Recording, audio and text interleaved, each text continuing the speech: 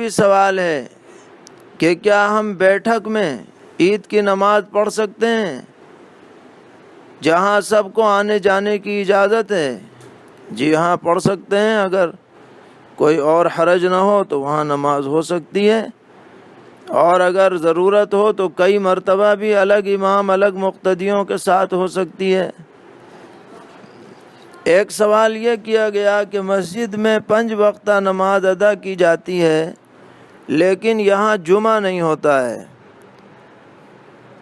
تو کیا lock down کے دوران اس مسجد میں عید کی نماز ہو سکتی ہے؟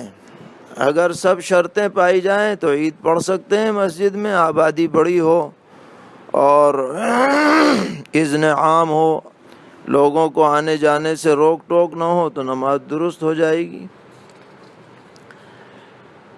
ایک سوال یہ کیا گیا کہ ایسی آبادیاں جہاں جمعہ اور عیدین کی شرائط نہیں پائی جاتی، البتہ عید کافی دنوں سے ہوتی آئی ہے، تو وہاں پر عید قائم کرنے کا کیا حکم ہے؟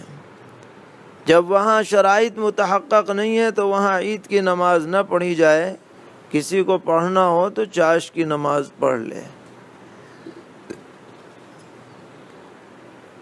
ایک سوال یہ ہے کہ ایک امام نماز عید پڑھانے کے بعد دوسری نماز عید کا خطبہ دے سکتا ہے یا نہیں؟ نہیں دے سکتا، اس لیے کہ خطبہ جماعت کے تابع ہے، یہ طریقہ صحیح نہیں ہے۔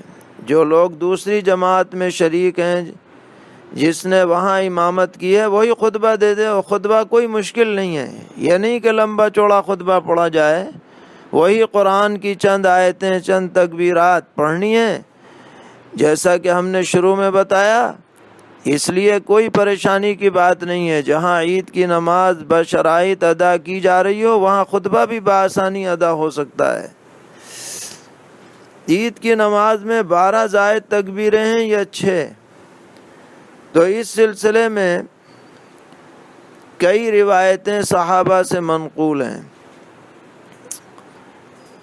حنفیہ کے نزدیک زیادہ معتبر روایت سیدنا حضرت عبداللہ ابن مسعود رضی اللہ تعالی عنہ کی ہے، جس میں 6 تکبیروں کا اسی ترتیب کے ساتھ ذکر ہے جس کا ہم نے شروع میں عرض کیا تھا، لیکن دیگر صحابہ سے دیگر تکبیرات کی تعداد بھی منقول ہے، اسی لیے ہمارے فقہا نے لکھا کہ اولیٰ ہے کہ 6 تکبیریں ہوں۔ اگر کوئی زائد تکبیر کہہ دے تو نماز اس سے فاسد نہیں ہوتی ہے۔ ایک اہم سوال یہ آیا ہے کہ عید کی نماز میں اگر سجدہ سہو والی کوئی بات پائی جائے تو کیا حکم ہے؟ تو اس بارے میں سمجھنا چاہیے، خصوصاً آج کل کے حالات میں، کہ فقہا نے لکھا ہے کہ اگر مجمع کثیر ہو اور کسی سجدہ سہو کی بات کی بنیاد پر اگر سجدہ سہو کیا جائے تو مجمع میں انتشار کا اندیشہ ہو، تو ایسی صورت میں موجب سجدہ سہو پائے جانے کے باوجود عیدگاہ میں یا بڑی مسجدوں میں سجدہ سہو نہیں کیا جائے گا، بغیر سجدہ سہو کے نماز ہو جائے گی۔ لیکن آج کل کے ماحول میں جب 5-10 آدمی ہی نماز پڑھ رہے ہیں، مجمع کثیر نہیں ہے، اور کوئی فتنے کا بھی اندیشہ نہیں ہے، انتشار کا بھی اندیشہ نہیں ہے، تو اگر اس میں کوئی موجب سجدہ سہو بات پائی گئی، مثلا تکبیریں چھوٹ گئیں یا اور کوئی بات پائی گئی، تو پھر سجدہ سہو کرنا پڑے گا۔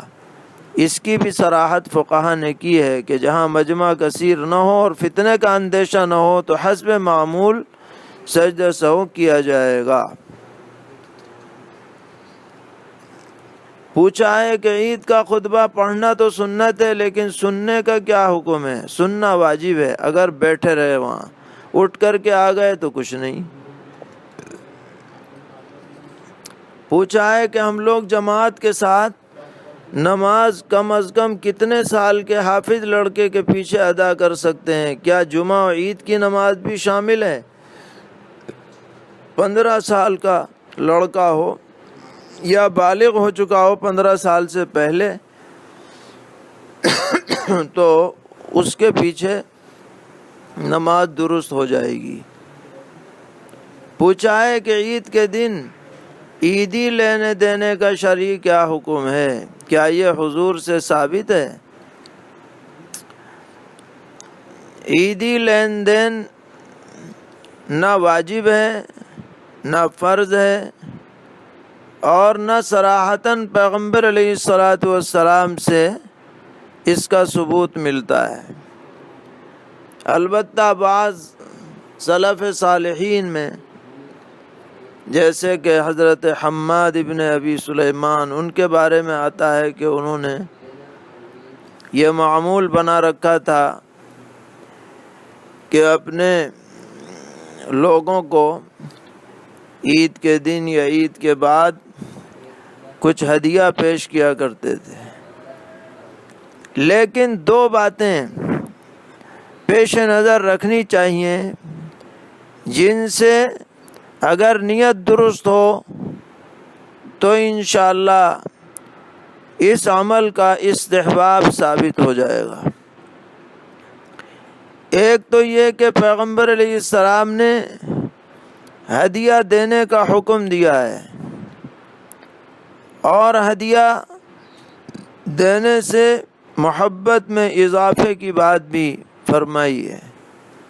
اس لیے بطور ہدیہ اگر اپنے لوگوں کو عیدی دی جائے ہدیے کی سنت کی نیت سے تو انشاءاللہ اس سے ثواب کی امید ہے۔ دوسری بات یہ کہ کسی مومن کے دل کو خوش کرنا یہ مستقل ایک موجب اجر و ثواب بات ہے، اور عید کے دن خوشی کا اظہار یہ مطلوب ہے۔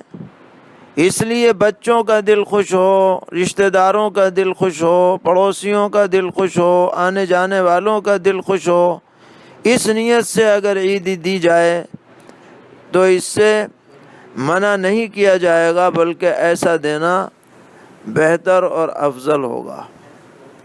اسی طرح عید کی مبارکباد بھی دی جا سکتی ہے۔ اس بارے میں بھی سوال کیا گیا تھا، چونکہ عید خوشی کا موقع ہے اس لیے عید کی مبارکباد دینے میں بھی کوئی حرج کی بات نہیں ہے۔ ایک اہم سوال ہے، چونکہ کل جمعۃ الوداع آنے والا ہے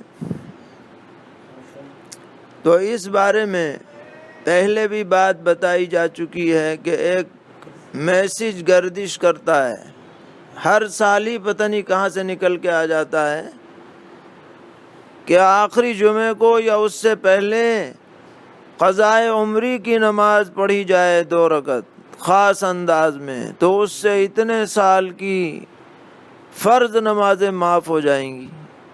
اس طرح کا ایک میسج گردش کرتا ہے، تو یہ سراسر من گھڑت ہے، موضوع ہے۔ اس کو پھیلانا، اس کو عام کرنا یا اس پر یقین کرنا بالکل جائز نہیں ہے۔ قضا نماز جو قضا ہوئی ہے اسے ادا کیا جائے گا جب ہی وہ ادا ہوگی۔ اسی طریقے پر اگر آدمی ایسی حالت میں دنیا سے چلا گیا کہ اس کے ذمہ قضا رہ گئیں تو اسے انتقال سے پہلے فدیہ دینے کی وصیت کرنی چاہیے۔ ایسے معاف نہیں ہوگا کہ کوئی 2 رکعت پڑھ لے اور سب معاف ہو جائیں فرض نمازیں، تو خلاف عقل ہے یہ بات کہ نفل پڑھ کر کے اور فرض معاف کی جا رہی ہے۔ تو ایسے میسج نہیں پھیلانے چاہیے۔ اسی طرح ایک سوال یہ بھی ہے کہ کیا جمعۃ الوداع میں الگ کوئی خطبہ پڑھا جاتا ہے؟ تو یہ بات بھی بے اصل ہے۔ شریعت میں آخری جمعے کے لیے جو رمضان کا آخری جمعہ ہے اس کے لیے کوئی الگ خطبہ منقول نہیں ہے۔ جیسے عام جمعے کے خطبے ہیں ایسے یہ بھی ہیں، اور اس دن کی بھی کوئی الگ سے فضیلت حدیث میں وارد نہیں ہے۔ یہ بس ہمارے علاقوں میں اس دن کی زیادہ اہمیت ہے۔ البتہ رمضان کا جمعہ ہونے کی وجہ سے اور اس وجہ سے کہ اب اس کے بعد اور کوئی جمعہ نہیں آئے گا، یہ ایک آخری موقع جمعے کا اس سال کا مل رہا ہے، اس اعتبار سے آدمی اس دن ذرا عبادت زیادہ کرے، استغفار کا اہتمام کرے، درود شریف کا اہتمام کرے تو یہ اچھی بات ہے، لیکن الگ سے اس کی کوئی فضیلت نہیں ہے۔ یہ چند مسائل عید اور جمعۃ الوداع سے متعلق آئے ہوئے تھے، ان کو پیش کیا گیا۔ اللہ تعالی ہم سب کے حق میں اس ماہ مبارک کو خیر اور برکت اور رحمت کا ذریعہ بنائے اور اپنی رضائے دائمی اور خوشنودی سے مالا مال فرمائے، شرور اور فتن سے محفوظ رکھے۔ وصلی اللہ تعالی علی خیر خلقہ محمد وآلہ وصحبہ اجمعین برحمتک یا ارحم